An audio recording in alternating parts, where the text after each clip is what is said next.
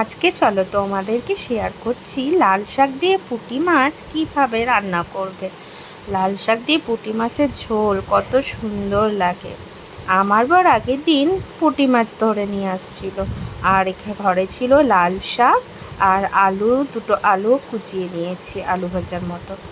এবার আমি তেলটাকে গরম করতে দিয়ে দিলাম, দিয়ে মাছগুলো আমি লাল লাল করে পুঁটি মাছগুলো ভেজে নেব ভালো করে।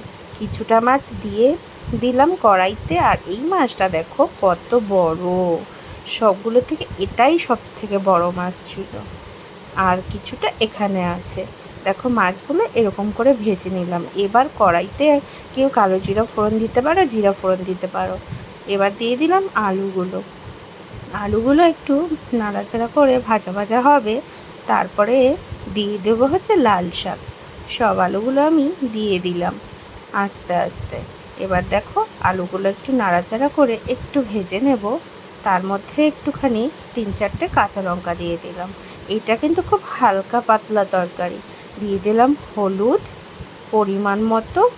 পরিমাণ মতো জিরে গুঁড়ো, কেউ ধনে গুঁড়ো থাকলেও দিতে পারো, আমার এখানে ছিল না তার জন্য দিতে পারিনি।